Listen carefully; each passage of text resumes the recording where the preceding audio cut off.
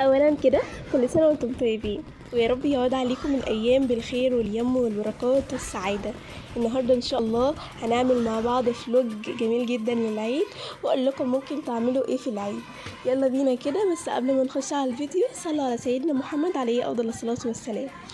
اول حاجه كده لما صحيت الصبح جبت لي ازازه بيبسي كولا زي ما انتم شايفين كده، وجبت لي كمان شيبسي بالشطه دوت متعوده عليهم على طول. وهنا ديت كان طقم العيد، قولوا ايه رايكم فيه. وهخش اخد شاور والبس اللبس بتاعي، كان على العصر تقريبا كده، وهبتدي ان انا اخرج مع زمايلي واوريكم فلوج الخروج. وخرجت انا وتمارا وزمايلي. وبعد كده لما خرجنا اول حاجه رحناها وهي الملاهي، ركبت الفنجان انا وتمارا، وكمان ركبت القطر معاها لان طبعا كنت خايفه ان انا اسيبها لوحدها او تقعد لوحدها، فركبت معاها القطر وركبنا سوا كده وقعدنا مع بعض زي ما انتم شايفين كده. وكانت فرحانه جدا، واحسن حاجه كانت فرحانه ان هي كانت فرحانه. وزي ما انتم شايفين كده ديت اول حاجه ممكن تعملوها. طبعا كان في العاب تانية اللي هو السلسله، وكنت بحب العبها جدا، بس طبعا انا معايا تمارا مش هينفع ابدا اني العبها. تمام. ف ربنا يا رب يجعل الايام دي تحققوا فيها كل امانيكم وكل اللي بتتمنوه، ولو لسه ما حققتوش امانيكم يا رب ان شاء الله ان شاء الله تتحقق في اقرب وقت وفي اسرع وقت ان شاء الله.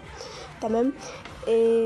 ولو بتحبوني وبتحبوا الفيديوهات بتاعتي بالله عليكم تحطوا اللايك وتكتبوا لي كومنت كده من الكومنتات بتاعتكم الجميله وتقولي عملتوا ايه في العيد.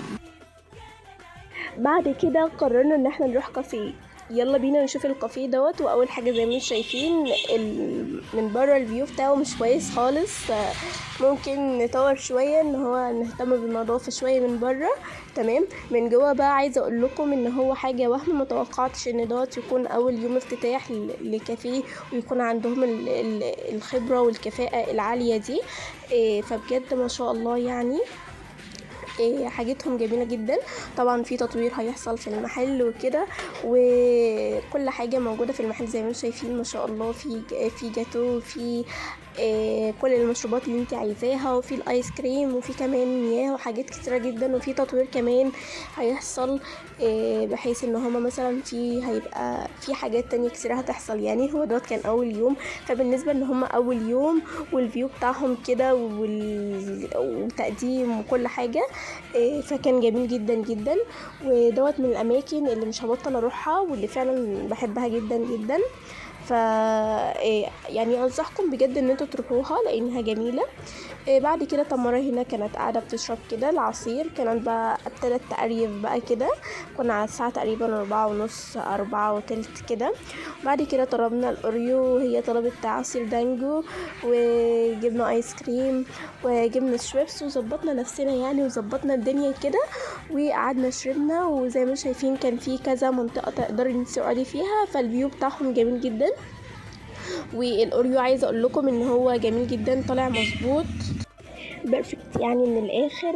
السكر مظبوط لا عالي ولا شويه، وكل حاجه مظبوطه.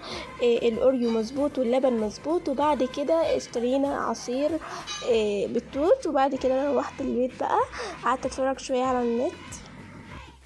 عايزه اقول لكم ان انا فضلت على الحال دوت زياده عن مثلا ساعه كده قاعده بتفرج على على اليوتيوب.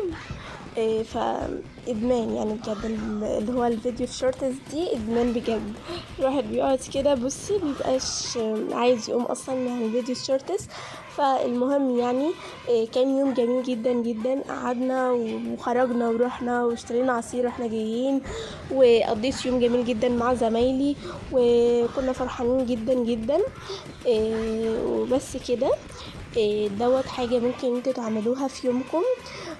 يعني اللي هو بقى اليوم العيد العادي انت ممكن تعمليه. لسه قدامك يومين، النهارده وبكره كمان لسه قدامك 3 ايام ممكن تعملي كده.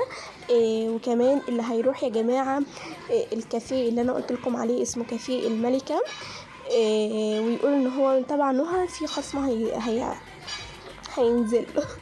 المهم يعني دخلت على المطبخ كده وقلت هروق بقى المطبخ كده واظبطه، وبعد كده بقى اقعد ناكل، وبعد كده نشوف هنعمل ايه. عايزه اقول لكم ان انا دخلت وكنت هعمل المواعين اهو زي ما انتم شايفين ونضف المطبخ بس ما نضفتوش. تمارا كانت نامت واحنا جايين فدخلت نيمتها وانا داخله بقى اعمل بقى المواعين لقيتها صحيت بقى وعماله تعيط بقى وكده فخرجت وسبتهم وعرفتني ما خرجت وسبتهم فاستنينا بقى لحد ما اكلنا ورحت جايه بقى لقيت المطبخ بقى حاجات فظيعه كتير كده فيه يعني فدخلت ورحت جايه عاملاه ومظبطه المطبخ وكنت يعني المهم واهم حاجه ان انا ما بنامش ولا بعرف انام الا لما يكون المطبخ بتاعي نضيف ما فيهوش اي حاجه يعني خالص. يعني ما فيهوش ولا معلقه حتى كده الا مثلا لو حد مثلا قام جاب له حاجه بياكلها كده مثلا من التلاجة كده بالليل وخلاص هي دي بس اللي تبقى موجوده والفطار اللي احنا نعمله الصبح. فدوت كان يومي اول يوم العيد وفلوج لاول يوم العيد وحاجات تقدري ان انت تعمليها وقولولي لو عايزين انزل لكم الماسكات اللي عملتها في العيد وازاي فتحت بشرتي والكلام ده كله. قولولي وان شاء الله هنزله لكم كده كده انا كنت مصوره بس المشكله ان معرفتش انزله قبل العيد فقلت هنزله في العيد طبعا مفيش حد هيعمل ماسكات في العيد.